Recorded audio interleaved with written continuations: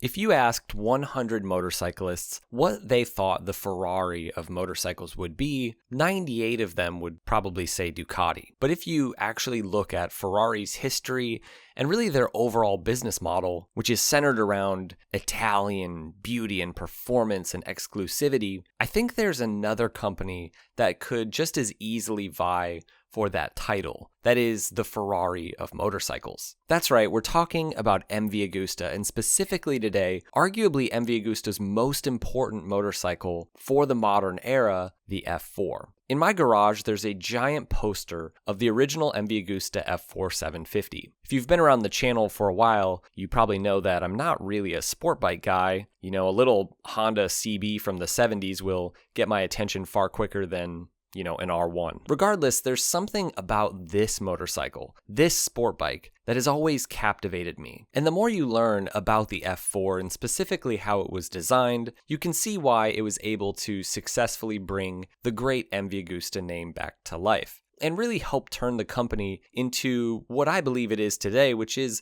the Ferrari of motorcycle companies. Now, I've talked at length about the state of the Japanese motorcycle manufacturers through the 80s and the 90s, but in the 90s over in Italy, the picture was very different. While Ducati certainly made significant leaps forward with models like the Monster and of course the 916, despite financial struggles, they were really doing well, but Italy as a whole was no longer known for producing really great superlative motorcycles. Companies like Moto Guzzi were kind of floundering, and of course, the great MV Agusta mark was, well, non-existent. Bringing a company like MV Agusta back to life would be no simple task. In part, that's because of the kind of motorcycles MV Agusta had always been known for. Whether on the track or the road, MV's bikes have always been known as truly exceptional machines. Aside from having one of the most dominant runs in Grand Prix racing through the 50s and 60s, MV Agusta's final big production sport bike from the 70s,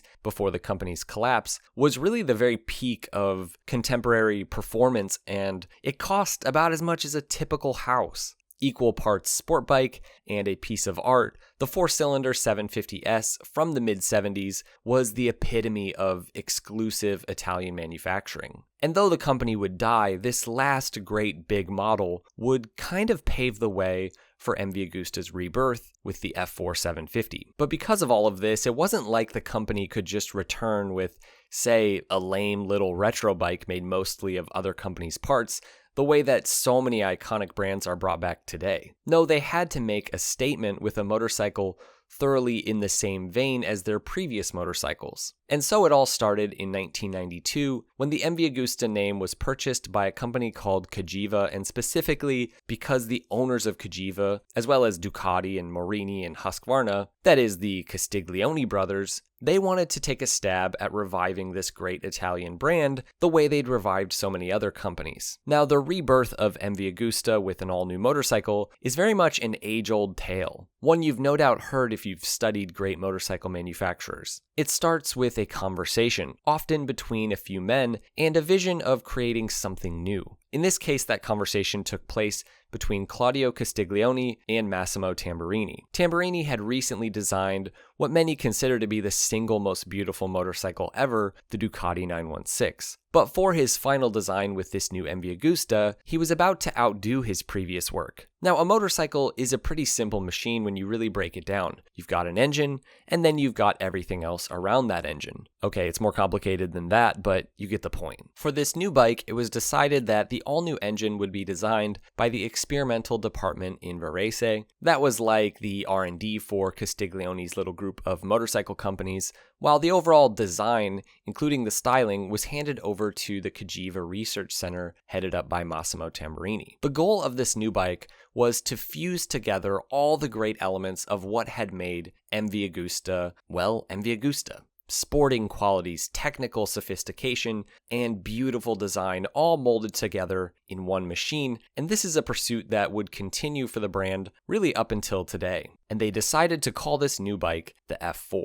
As difficult as it may be to put off talking about the rest of this bike's design, the engine is actually one of the more fascinating aspects of this bike. To make this new power plant, Cagiva decided to partner with Ferrari, you heard that right, Ferrari, And because of that, this 750cc inline 4, which is a rather boring setup on paper even at this time, would actually have a different kind of character to it than what was coming out of Japan. Initially, they experimented with less traditional setups like offset cylinders. They had to do something special, right? Ducati had really differentiated themselves as a sport bike brand from the Japanese manufacturers by making twins instead of high-revving inline 4s, so MV Agusta had to do something to stand out. But in the end, this 16 radial valve inline 4 just proved best as a power plant for them. Though expensive and difficult to develop, radial valves had proven themselves in racing for Cagiva. They give more and better quality flow, and this is part of the reason this 750cc inline 4 was able to produce 126 horsepower at 12,200 RPM, which put it right on par with the GSXR 750, at least in terms of overall power. Also remember, Suzuki had been making their modern high-revving 750cc inline 4 for about 15 years at this point. But for MV Agusta, this was essentially a new endeavor for a new company. Of course, having Ferrari behind you certainly doesn't hurt. Now, it's difficult to say exactly why, but the F4's engine just had a unique character to it in comparison to other high-revving inline 4s from the time, in a similar manner to the modern cross-plane R1 engine. And though you can get a sense for this when you just hear the bike,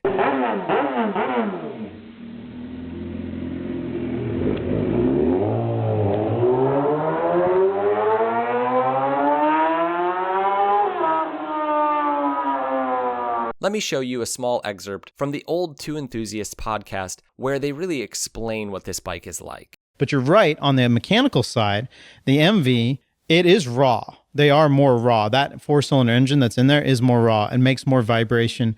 It has more of a mechanical sound to it. It sounds, a lot of people make fun of me, but it sounds like a diesel at low RPM.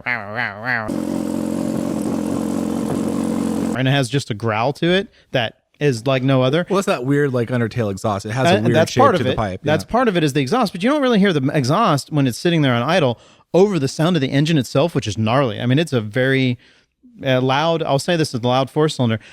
Because when they were designing it, they were like, we're going to give this radial valves, and I think that's what happened with that bike, and it does have a different soul to it. It has a different sound to it. Now, there are loads of interesting features in terms of the bike's mechanics. It was the first ever inline 4 production bike to feature a GP-style retractable or cassette gearbox, which means you could just pull it out on the go and replace it or work on it. This is pretty amazing stuff, and it's one of the more overlooked aspects of the F4. And if you have an early F4, ideally you would have a specialist help you work on it or work on it for you. But I have read multiple posts on forums where mechanically minded individuals can actually find their way around this bike. It wasn't an exotic Italian machine where only form was considered and nothing else mattered. For what it was surprisingly usable and accessible, and pretty simple to work on. And even the frame is a testament to this value. And it shows just how brilliant of a designer Tamburini was. He's one of the greatest motorcycle designers of all time. He designed the frame for performance and even adjustability in terms of steering geometry, but also it can be split in two halves to get to the engine. Now, the F4's overall design was really a symphony of form and function. Its sleek, aerodynamic bodywork exuded sophistication, reflecting Tamburini's signature style, though this overall design was still quite unique even for what he had made. Every curve and contour was meticulously crafted, not just for aesthetics, but to optimize performance and aerodynamics. And if we know anything about Tamburini, it's that he was sort of a mad scientist when it came to designing motorcycles. And he wasn't always the easiest person to work with, but man, he knew how to design a motorcycle. The distinctive quad exhaust, single-sided swing arm, and the striking Cyclops headlight arrangement became defining features of the F4, really setting it apart from other bikes in its class at this time. Though Suzuki would quickly take this specific headlight setup and make it their own, but we don't need to talk about that. Now that bodywork can be easily removed with these pins, kind of like a Honda Grom, which is pretty cool, although that would be the only feature that it shares with the Honda Grom as far as I know. And as oddly practical and reliable as these bikes would prove to be, that never really took away from the thoroughly Italian feel that the motorcycle exuded. The turn signals were tucked away into the mirrors to give the bike a sleeker, tidier look. And between those two mirrors, looking at the cockpit, sits the gauge cluster, beautifully shaped to actually match the mirrors. In the same spirit of simplicity of design, the rear brake master cylinder is tucked under the engine. The unique under-seat organ-style exhaust rings out an otherworldly sound. F4 and MV logos can be found all over the bike in different forms, reminding you exactly who made this bike. And 37 stars can be found on the gas tank, representing MV's 37 Grand Prix titles. And those stars also match the beautiful star-shaped wheels. Jeff Stone sums it up perfectly in his review of the bike. Because beautiful it certainly is. Just look at those flowing sculpted lines. From the polyepisoidal stacked headlights encased in a slim and sylph-like fairing, to a voluptuous sculpted tank, to a tail unit neater than Madonna's rear end, to silencers that emerge like cathedral organ pipes, to star-shaped wheels that are so distinctly different. At the 1997 EICMA show in Milan, Claudio Castiglione presented the F4 750 Serie Oro, describing in detail the work that had gone into this new motorcycle, and Giacomo Agostini was given the honor of pulling back the curtain. Those present were in awe. Tamburini had done it again. Here was a motorcycle with arguably even more Italian sex appeal than the Ducati 916. The Serie Oro, meaning Gold Series, was the first released version of the MV's F4. Here's the problem though. Gold isn't exactly a precious metal that is known for weight savings. So despite the fact that the swing arm and wheels and frame do look gold, it's actually just all magnesium. Still pretty advanced stuff for this time. And the body is almost entirely made of carbon fiber. The only gold portion of the bike was that little emblem showing which number of 300 that you had. Here's the thing though, who really cares about all of this if the bike doesn't work the way it should? After getting over their initial fear of potentially crashing this priceless piece of art, early testers found the bike to be, good. Yeah, good. It was a bit heavy for a 750, but it still handled really well, and though it was a marvel of engineering, and it did absolutely scream its way around a track, it wasn't really a match for the GSXR 750 in terms of overall performance. That bike was simply faster and did faster lap times. And so MV's hope of having the F4 be their path into superbike racing success just wouldn't really pan out. It was raced at various times, but it wasn't really competitive. That doesn't mean it's not a fast motorcycle, it certainly is. But in all honesty, the F4 750 never performed in quite as superlative a manner as it looked. No, the next iteration of the F4 would really be the sweet spot. That is the 1000cc version. At various points through its long run, it would be like leader bike royalty, often holding the title of most powerful motorcycle in the world, and sometimes also having the highest top speed. The first 200 buyers of the original Serie Oro version of the F4 were forced to take a pledge, well, they were forced to sign a contract, that they would not only not race their bike, but that they also couldn't sell it. That original Serie Oro version of the F4 ran you a whopping 25,000 pounds. Today that would be about 70,000 US dollars. That was 1998, so today we're talking about 70,000 US dollars. In talking about MV Agusta as the Ferrari of motorcycle companies, the reason I wanted to highlight this first generation F4 and the return of MV Agusta is that with this motorcycle, MV was able to create a pattern for themselves. A business model, really. One that we would see again and again from the company, and even just a few weeks ago, we saw it again with a new version of the Super Veloce.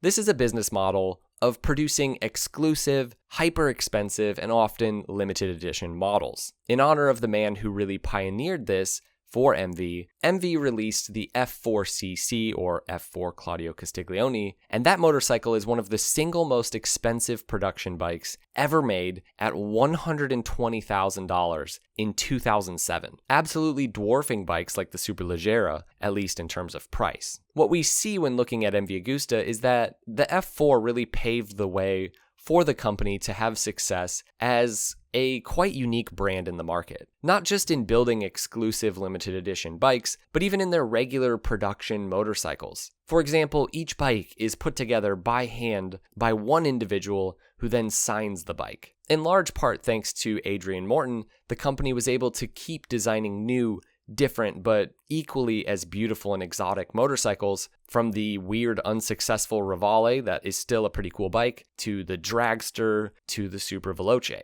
If you live in the US or really anywhere, owning a Ducati as a sport bike enthusiast simply isn't the equivalent of owning a Ferrari as a sports car enthusiast. In terms of performance, it may be. No doubt Ducati is pretty far ahead of MV Agusta in that way, though MV's naked lineup is really on par with anything out there. But if you're talking about exclusivity and just that Italian vibe, that is the thing that Ferrari has really mastered, and you want that as a motorcyclist, there's only one company to purchase your bike from, and that's MV Agusta.